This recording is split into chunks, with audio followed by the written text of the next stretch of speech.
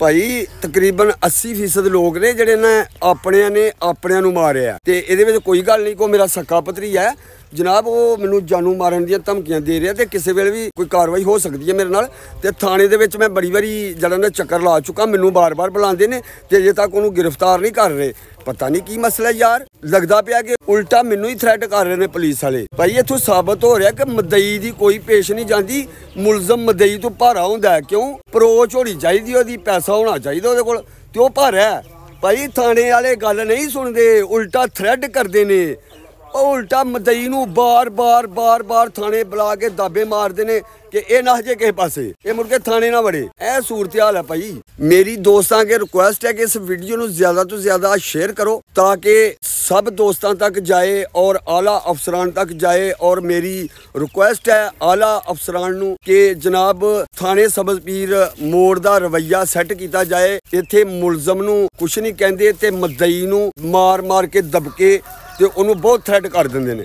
ते जनाब थाने दे विच ते मैं हुण तुहाडे नाल गल कर रहा, थाने दे विच जुरत नहीं पैंदी गल करन दी। अगले उच्ची वो गल सुन आंदे ने ना भी मसलन कोई उच्ची बोलीए ना भी कोई ऐसी गल करिए जांदे ने होए वो तुहानूं बोलण दा नहीं पता। वो मैं कहना दाबे मारदे ने अगले बंदे तो इन्ना थ्रैट कर छड्डदे ने जिवें मैं थाने नहीं आ गया। मैं पता नहीं कि इंडिया दी जिहड़ा कि पुलिस दे इंटैलीजेंस दे ढे चढ़ गया इंज लगदा है। बहुत भाई थ्रैट करदे ने पुलिस वाले। हाँ जी, ए थाना सब्ज़ पीर मोड़ वाले। बिस्मिल्लाहिर्रहमानिर्रहीम, अस्सलाम वालेकुम प्यारे दोस्तों। अरशद वफाई दोस्तों की खिदमत च हाज़र। ते ए मेरे ते मुश्किल टाइम है जनाब, इस वीडियो नूं ज़्यादा ज़्यादा शेयर करके ते मेरी हेल्प करनी है जी। अस्सलाम वालेकुम प्यारे दोस्तों, थाने दे विच फिर मैनू बुलाया गया है और बार बार मैं थाने जा रहा तो मेरी ASI साहब नाल गल हुई है और वो कहते हैं जी जिन्ना तक परचा ना होए असी जा नहीं सकते फड़न।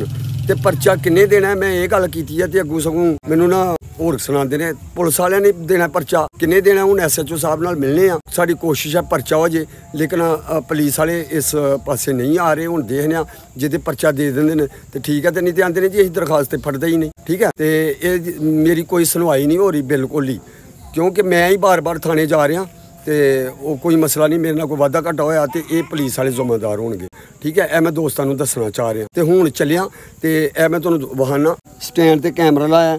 ठीक है, मोटरसाइकिल दे इत्थे कैमरा लाउण लगा स्टैंड ते वेखो अल्लाह खैर करे। हुण चलने आ थाने। ए जी 13/10/2024 नूं साडी दरखास्त होई है तो जनाब अल्लाह खैर करे ए मेरा लस्सू चक पिंड जे और मैं इत्थों जा रहा। मोबाइल लाया था मैं जड़ा कि सामने अगर कोई दुश्मन वार करता है अगे तो सामने आ जाता, चलो रिकॉर्ड हो जाएगा। और यो ही रिकॉर्डिंग मेरी गूगल दे विच सेव हो रही है। अगर कोई मोबाइल छीन भी लैंदा ना तो कोई टेंशन नहीं, उस सेव हो जाएगी रिकॉर्डिंग मेरी, मैं अपनी ID चो कढ़ सकना।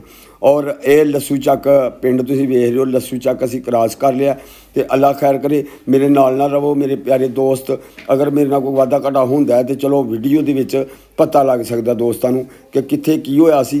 ते हुण ए जनाब अगे पिंड आ रहा मलाणिया तों जड़ा कि असीं क्रॉस करांगे तो फिर असी सब्ज़ पीर मोड़ जाना है। मेरे प्यारे दोस्त ए मलाने पिंड है, नाल इंजॉय करो ये साडा जिहड़ा कि पिंडां दा माहौल। तो अल्लाह खुश रखे। तो चैनल नूं सबसक्राइब करो नवें जिहड़े दोस्त ने। तो बहुत मेहरबानी जनाब, इनू जरा ना ज़्यादा तो ज़्यादा दोस्तां अगे शेयर करो ताकि सब नूं पता लग सके कि अरशद वफाई दे नाल अजकल की हो रहा है। और मेरे प्यारे नाजरीन अल्लाह तुहानूं खुश रखे। चैनल नूं सबसक्राइब करना कदे ना भुल्लिओ, लाइक करी जाओ तो दोस्तों के नाल शेयर करी जाओ। यह हुण असीं सियालकोट वाली रोड ते चढ़ गए, हुण थाने सब्ज़ पीर नूं जा रहे हैं और थाने सब्ज़ पीर जाके तो पता करने कि साडे नाल की हिसाब किताब की सलूक हुंदा। थाने दे विच माड़ा बंदा इन होना बहुत मुश्किल है जी। अगले तो इन ही नहीं होण दिंदे, जे उन्होंने हो जाइए तो फिर अगे गल सुनानी बड़ी मुश्किल हो जाती है। असीं थाने सब्ज़ पीर मोड़ पहुँच गए जी। थाने चो मैं बाहर आ गया, SHO साहब नहीं है बैठे थे। मुजम्मल साहब नाल गल हुई है, वो कहते हैं जी वो थोड़ी देर तक आ जाएंगे तो इन्नी देर इत्थे मेरा खलोना मुनासिब नहीं है। बाहर कोई भी वारदात हो सकती है, मेरे ते कोई भी जरा ना हमला हो सकता है। तो इस वास्ते मैं चाह रहा कि मैं वापस घर चला जाना। ठीक है, तो हुण फिर ठहर के फिर आवांगे पता लैके कि आए नहीं तो फिर आ जाएंगे। ठीक है जी। अस्सलाम वालेकुम प्यारे दोस्तों, अरशद वफाई दोस्तों की खिदमत हाज़र है। जनाब मैं 4-5 दिन तो आ रहा थाने मुसलसल ते मुलजम अजे तक गिरफ्तार नहीं होया जिहड़ा मैनू जान तो मारन दियां धमकियां दे रहा और अजे तक गिरफ्तार नहीं हो रहा। और थाने मैं हुण भी आया, तुसीं वेख सकदे हो मेरी बैक साइड ते थाना ते तकरीबन जिहड़ा ना 7-8 चक्कर आ चुका मैं और अजे तक कुछ भी नहीं बनता पिया, कोई हिसाब किताब नहीं, किसी बन्ने गल नहीं लगती पई ते मुलजम नूं गिरफ्तार नहीं किया जा रहा। FIR दर्ज हो गई दी है लेकिन वो भी अज मैं नकल लैन आया, ठीक है, तो गिरफ्तार नहीं किया जा रहा, ठीक है।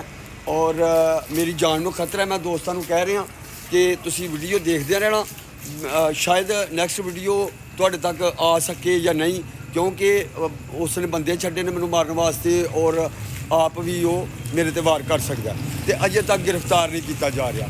मैं काफ़ी दफ़ा थाने आ चुका और देख सकते हो तुसीं कि मैं हुण भी इस टाइम दे विच थाने मौजूद हाँ और मेरी जान नूं खतरा है, किसी वेले भी कोई मसला बन सकता है। तो मैं इस वास्ते वीडियो अपलोड करना चाह रहा और कर रहा कि मैं थाना सब्ज़ पीर मोड़ दे विच इस टाइम खड़ा और थाने तो हो के मैं आया बाहर। हुण एक ASI साहब ने और ASI अकरम साहब पता लगे कि उन्होंने कोल भी मेरा केस हुण मुंतकिल किया गया और उन्होंने कोल भी जरा ना जावांगे तो मिलांगे, बल्कि वो इत्थे है ही नहीं। तो मैनू ये पता ही नहीं कि वो किहड़े कमरे रहिंदे ने, थाने दे विच रह रहे ने या थाने तो बाहर ने, किते कोई दुकान वगैरह या की हिसाब किताब है मैनू नहीं पता। और पता लगा कि वो इत्थे नहीं तो इंतज़ार कर रहा। इस तरह मैं काफ़ी देर इंतज़ार करता गया, पहले भी किया कि उन्होंने बुलाया, मुलजम नूं बुला रहे हैं, मुलजम आ नहीं रहा। और तुसीं ये देखो कि जिहड़ा बंदा इस तरह दी धमकियां दिंदा उन्होंने बुलाने नाल तो नहीं वो आउंदा और कोई रेट शेट नहीं की, कोई हिसाब किताब नहीं। और मैं बार बार आ रहा, मुद्दई जलील हो रहे तो मुलजम यश कर रहे हैं, ठीक है। और वो बार बार वन सवने प्रोग्राम बना रहे हैं कि ये हुण की करना। और प्यारे दोस्तों मैं तां दसना चाह रहा दोस्तों को कि अरशद वफाई अपने फैमिली मैंबरां नूं दस्से, तुसीं मेरे चाहण वाले, तुसीं मेरे नाल प्यार करने वाले, तुसीं के मेरी वीडियो वेखदे हो और अलहमदुलिल्लाह 30 मिलियन मेरी वीडियो चली है।